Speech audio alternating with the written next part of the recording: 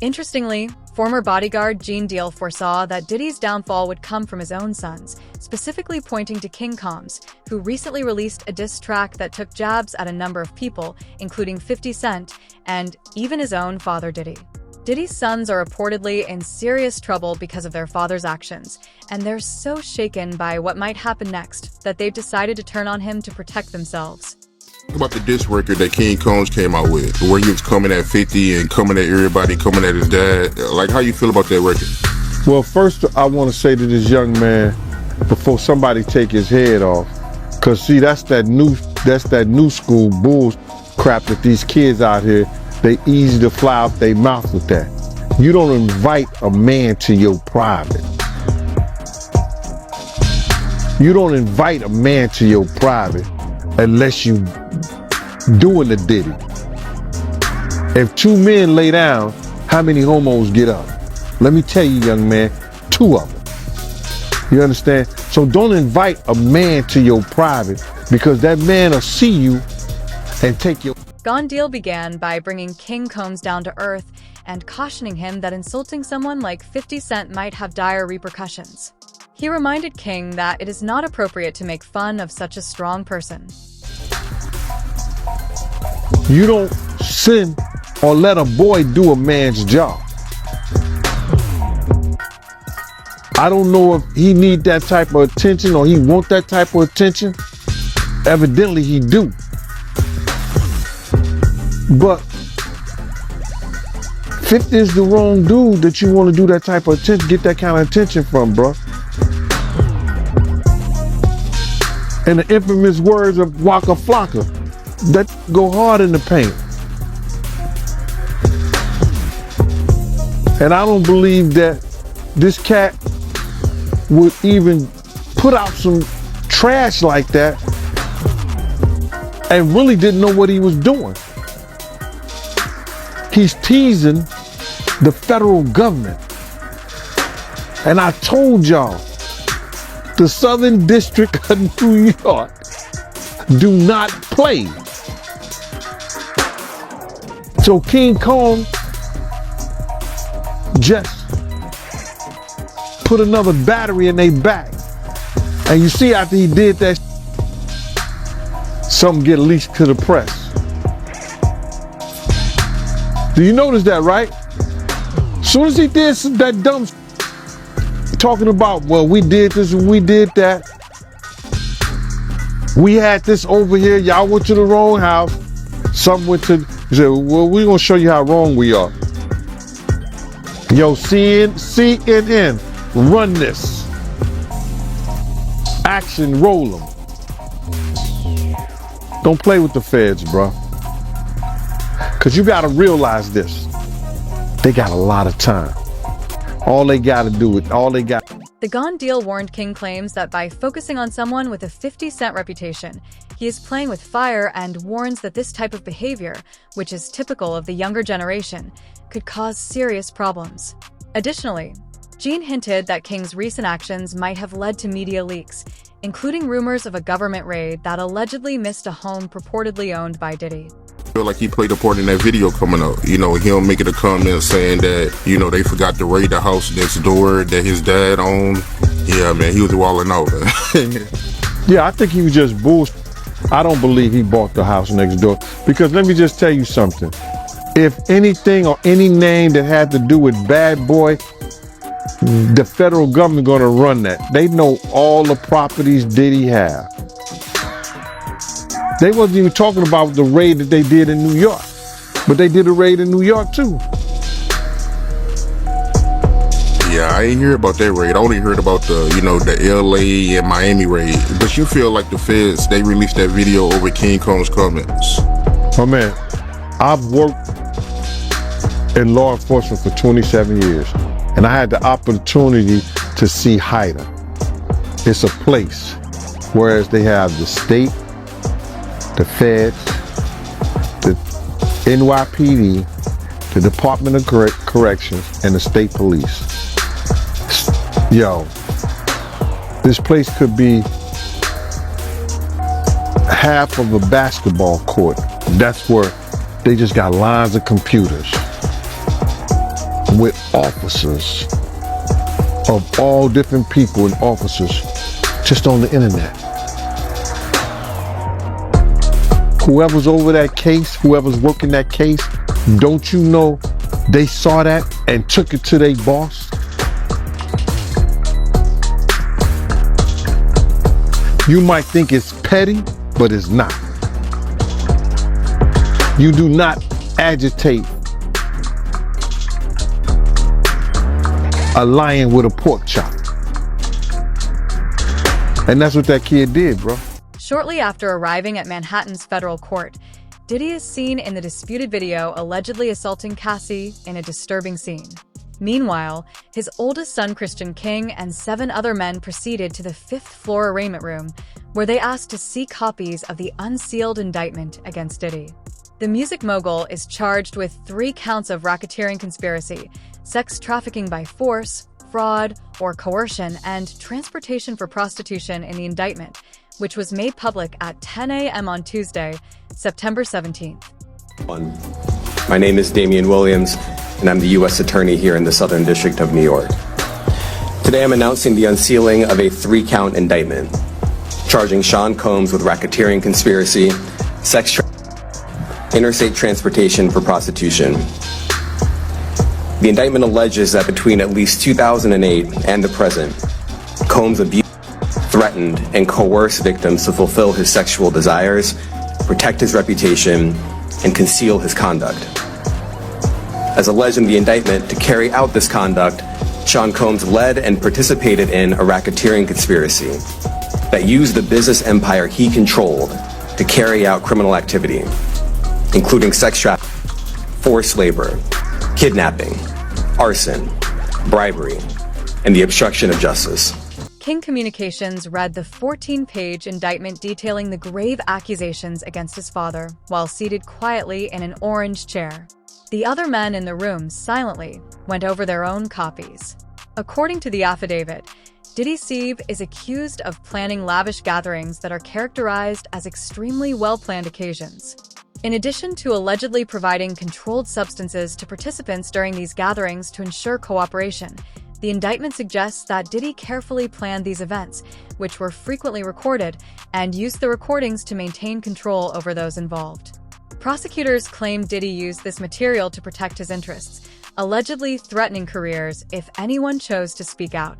Fluids were then reportedly administered to attendees to help them recover from the events. Combs did not do this all on his own. As I mentioned, Combs has been charged with RICO conspiracy.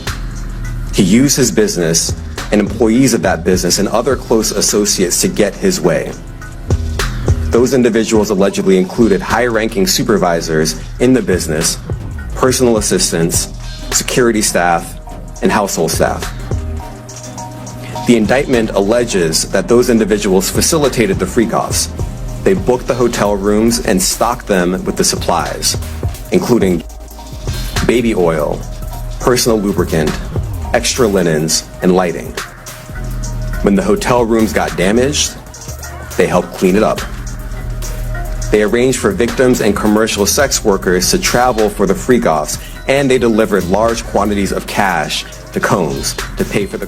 Following another legal case in April where King Communications was named alongside his father in a lawsuit filed by Grace O'Mark in Los Angeles Superior Court, federal authorities disclosed that during raids on Diddy's homes in Miami and Los Angeles in March, they seized numerous items, including substances, and more than 1,000 bottles of baby oil and other products allegedly connected to these gatherings.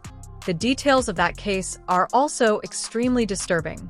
Really surprising that a lot of people have been speaking out since the arrest and indictment of Sean Diddy Combs on federal sex racketeering charges. But now that includes the woman behind a lawsuit against his son, Christian Combs.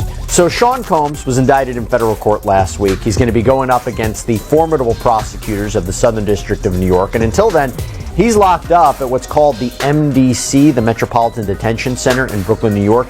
And this is a jail which has housed other celebrity inmates at times. It's been plagued with issues like unsanitary conditions, fights between inmates. There's a status conference for his case scheduled for October 10th. But As Combs now faces these criminal charges, there is a separate legal team that is dealing with the multiple civil lawsuits that are pending against him. And one of those complaints was filed by a woman named Grace O'Markey. So O'Markey was apparently a steward working aboard a yacht that was rented by Sean Combs in December of 2022 for a holiday celebration with his family, when she claims she was sexually assaulted by Christian Combs. And within weeks of Sean Combs' homes being raided back in March by federal agents, O'Markey filed a civil complaint against Christian and named his father, Sean Combs, in the suit as well for allegedly facilitating this to occur. A defendant in the criminal case, it certainly does add to context. And so now I could see now on the defense side them wanting to do something akin to a bill of particulars, where they want to get more information from how actually the prosecution intends to prove this case, because they've left it so open that pretty much any of those bad acts could. And so you're kind of laying the groundwork for how possibly Grace O'Markey could testify in a federal case, but there's a lot of things that need to happen before that. So I want to talk a little bit more about this. So we have Christian King Combs, 26-year-old model rapper, third oldest son of Sean Combs, who's one of three children that Combs shares with the late model Kim Porter. She died in 2018. And we go back to the raids that happened in Los Angeles and Miami back in March. Combs' sons, specifically in LA, Christian and Justin, they were handcuffed and they were led out of the home as investigators from Homeland Security went in to collect the evidence. 30-year-old Justin is Combs' oldest biological son, who he had with a fashion designer named Misa Hilton. And Justin's mother shared a video from the Los Angeles raid on her Instagram page, and the footage, which appears to come from security cameras around the home, has been edited and sped up in places. And she writes, quote, "The overzealous and overtly militarized force used against my sons Justin and Christian is deplorable. If these were the sons of a non-black celebrity, they would not have been handled with the same aggression." Christian, by the way, celebrated his birthday 1 week after the raids, posting photos of his lavish celebrations on his Instagram story. And he also posted this to his story: "Stop with the blue cap emoji." Cap is slang for lying. And then on April 4th, Grace O'Markey filed her civil lawsuit in Los Angeles Superior. Given the accusations made against him, it appears likely that Diddy will continue to face the consequences of his conduct in prison if his kids do turn against him. Detention center in Brooklyn, a place that's been described as hell on earth. Fox 6's Lisa Evers is at MDC right now on Diddy's life behind bars. Lisa, what are you finding out tonight? Well, Natasha and Steve, for the first time in his life, Sean Diddy Combs has spent a week behind bars. He's here inside MDC, where he's been since his arrest on Monday night on federal sex and other charges, to all of which he's pleaded not guilty. There's no VIP section, there is no concierge, only conmen, killers, and kingpins. MDC is so bad, federal judges have questioned the harsh conditions for those here awaiting trial. So bad, I was here 2 years ago during a cold spell, reporting on detainees with no heat, pounding on windows for help. There was even a congressional inquiry. But take the word of a former inmate I spoke with who goes by Esco. It's terrible. The food is terrible. Of course, the inmates are terrible. The guards are terrible. The conditions are terrible. It's just terrible. The inmates that you're surrounded around, just in general, a lot of them are brought up on pretty heavy federal indictments, right? So just in terms of the atmosphere there, it's just certainly one that no one wants to be in. Combs was placed in a special housing unit and on watch, the standard protocol for high-profile celebrity detainees. The disgraced mogul was denied bail by two separate judges. His attorney, Mark Agnifilo, asked the court to transfer him to the federal detention section at the Essex County Jail, but the judge deferred to the Bureau of Prisons. The isolation may be the worst part for Combs. It's being done for his protection in the violence-prone facility. He will have no bunkie. He's probably not going to have any contact with any other inmates. So for him, it's going to be a little different than for a person like me, where I will go in, I will go through process and intake, and then they'll assign me a cell, and I'll have a bunkie or a cellmate, and I'll be in population. For him to be able to get out at this point, it just doesn't look good. People magazine reported that Diddy is currently underway due to worries about his mental health.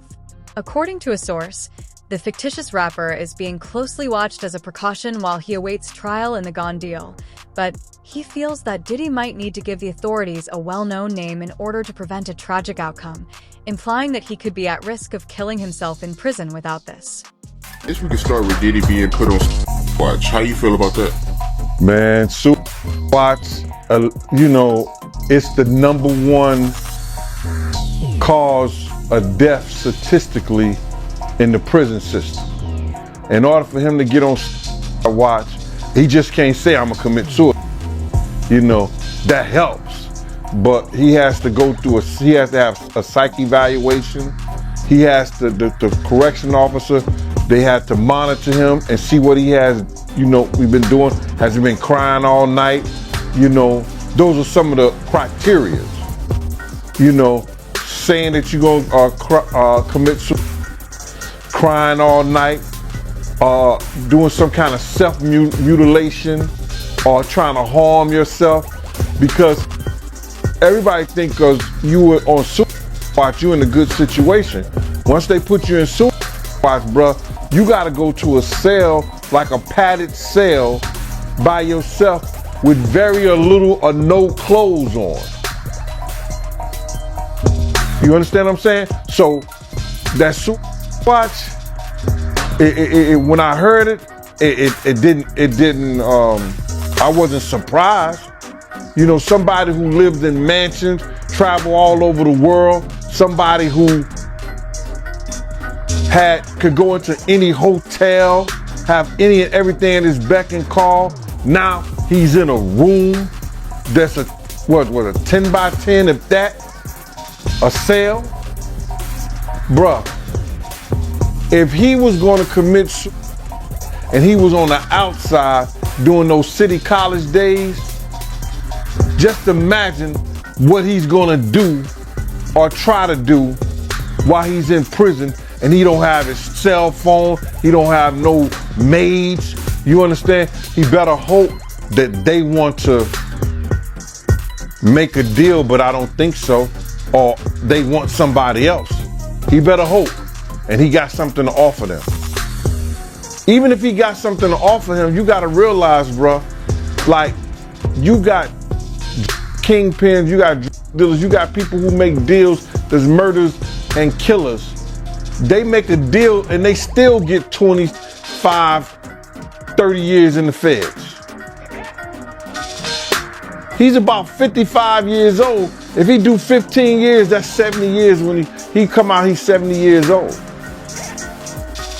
He may not want to live like that. And then what he coming out to at 70 years old? He'll still have probably a little money to do something, but not to do nothing.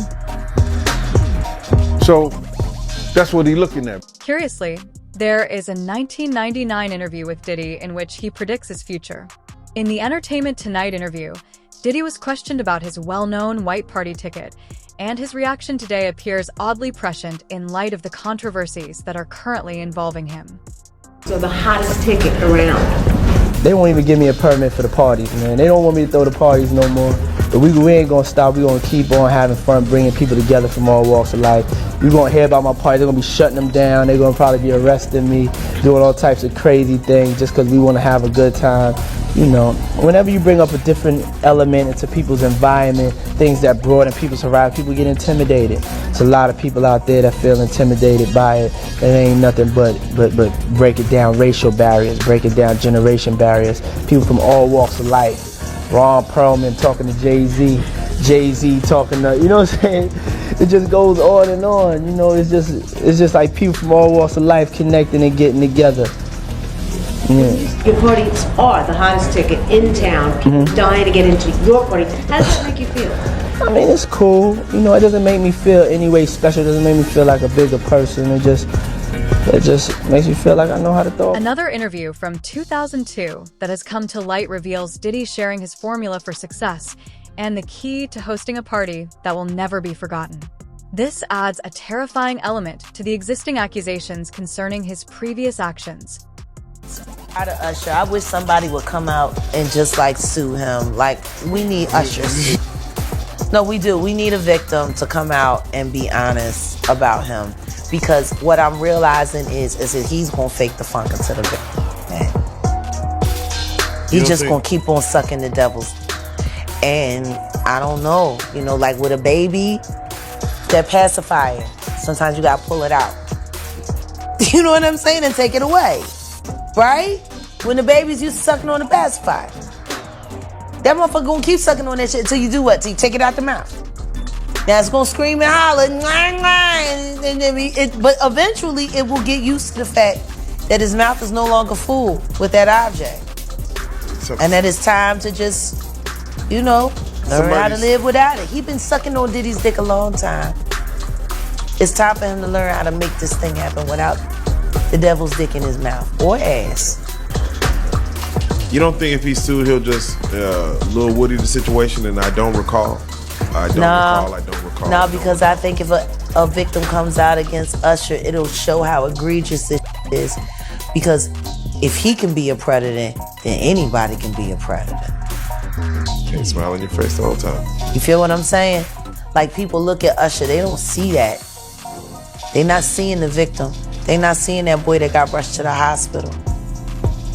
They're not seeing what the intentions was in his heart when he took Justin Bieber there. Let's be honest. He took Justin Bieber there. Diddy had been trying to get to Bieber for a minute. And his management was backing him off.